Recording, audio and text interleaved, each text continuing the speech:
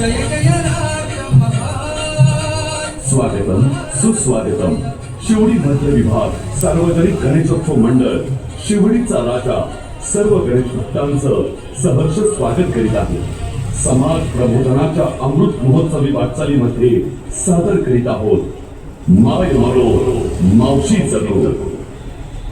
1 मे 1960 छत्रपती शिवरायांच्या पदस्पर्शाने पावन झालेल्या किल्ले प्रतापगडावर स्वराज्याचा मंगल कलश आला आणि एक नव राज्य जन्मास आलं.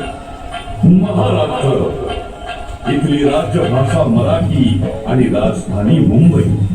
इथल्या भूमिपुत्राने स्वतःच्या घामानं उभी केलेली ही मुंबई मराठी माणसाला मिळू नये यासाठी दिल्लीश्वरांनी मुंबईला केंद्रशासित करण्याचा डाव आखला आणि मराठी माणूस जागा झाला.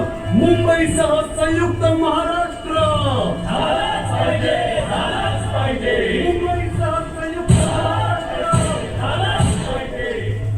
106 हुतात्म्यांनी स्वतःच्या प्राणांची आहुती देऊन मुंबईसह महाराष्ट्र मिळवलाच.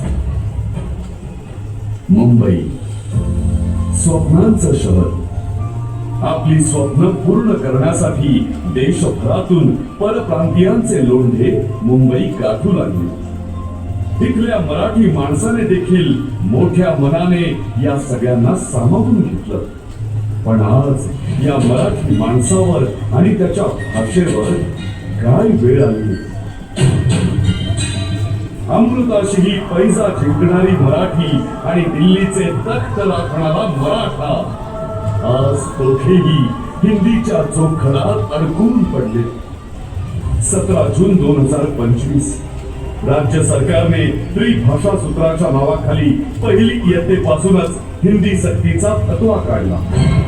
ज्या चिमुकल्यांना स्वतःचीच भाषा नीट समजत नाही त्यांना हिंदी सक्ती कशासाठी?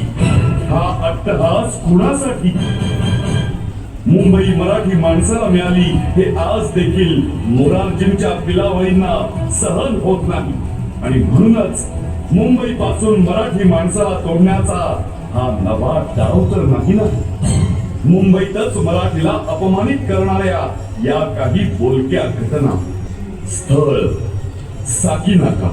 मेट्रो स्टेशनवर एका महिलेने मराठीत तिकीट मागितल्यावर पलीकडून आवाज आला, हिंदी में बात करो, ये मुंबई है. महाराष्ट्राच्या राजधानीत मराठीतून बोलायचे नाही तर मग कुठे? मराठमोळ्या गिरगावात एक गुजराती भाषिक मॅनेजर नोकरीची जाहिरात देतो और एकच मराठी भाषिकांनी अर्ज करू नये. मुंबईत मराठी माणसावर ही वेळ. घाटकोपर मुरुड सारख्या भागात राजरोजपणे मराठी माणसाला खरं नाकारली जात आहे. आमच्या मुंबईत आम्हाला जागा नाही. त्यांना तरी दोष का? इथल्या काही राज्यकर्त्यांनाच या महाराष्ट्रात हिंदीची सक्ती करावीशी वाटते. पण हे पोट भरायला आलेल्या परप्रांतीयाला मात्र मराठी भाषा शिकवावीशी त्यांना वाटत नाही. हेच या राज्याचं दुर्दैव. खरं तर आपल्याच राज्यात आपल्याला मराठीसाठी झगडावं लागतंय. याला आपणही काहीसे जबाबदार आहोत. एकीकडे पोट भरायला आलेला परप्रांतीय म्हणेल त्या परिस्थितीत मुंबईत चिवटपणे राहतोय आणि त्याच वेळी वाडवडिलांची घरं परप्रांतीयांना विकून मराठी माणूस मुंबई सोडतो. परप्रांतीय माणूस इथले उद्योगधंदे नोकऱ्या काबीज करू पाहतो. घरापासून रोजगारापर्यंत आणि भाषेपासून प्रदेशापर्यंत सर्वच ठिकाणी या उपऱ्यांनी कब्जा केला आहे. मुंबई महानगरपालिकेत आज 50हून अधिक नगरसेवक अमराठी आहेत. उद्या हेच 100 होतील. मुंबईचा महापौर एक अमराठी असेल. मराठी मुलखात मराठी भाषिकच पोरका झालाय. अरे मराठी माणसा, हे कुठवर सहन करणार आहेस? वेळीच सावध झाला नाहीस तर या मुंबईतून तुझ्या मराठी भाषेसोबतच तुलाही नामशेष व्हायला वेळ लागणार नाही. उठ मराठी माणसा, जागा हो. आज काही महाराष्ट्र वेश्टे म्हणू लागले मुंबई कोणाच्या पापाची नाही. अरे जा जाऊन सांग ना त्यांना, मुंबई ही आमच्या बाबाची आहे. जर तामिळनाडू तामिळ बोलली जाते, बंगालमध्ये बंगाली, पंजाबमध्ये पंजाबी बोलली जाते, तर मग महाराष्ट्रात मराठी का नको? अरे येत नसेल तर शिका, प्रयत्न करा. पण पिढ्या महाराष्ट्रात राहून देखील मराठी बोलणार नसाल तर याद राखा, प्रश्न आमच्या अस्मितेचा असेल तर आम्ही रेड्यालाही बोलायला भाग पाडतो.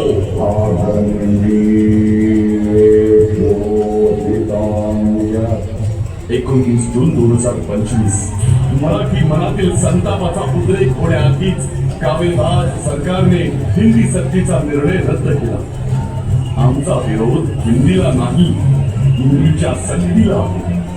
मराठी ही फक्त भाषा नाही, आमची अस्मिता आहे. आमच्या अस्मितेवर घाला घातला तर काय होतं हे संयुक्त महाराष्ट्र चळवळीपासून ते हिंदी सक्ती विरोधाच्या चळवळीपर्यंत सर्वांनी पाहिलं.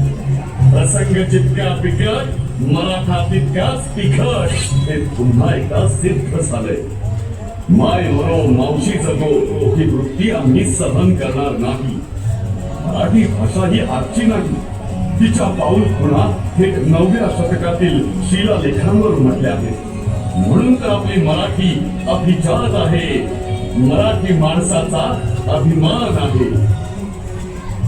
दिनांक 5 जुलै 2025 भगवा झेंडा आणि मराठी अजेंडा यासाठी महाराष्ट्राच्या 2 वाटांनी तमाम मराठी बांधवांना एकत्र आणलं आणि मराठी भाषिकांची ही डरकाळी अवघ्या हिंदुस्थानाने ऐकली.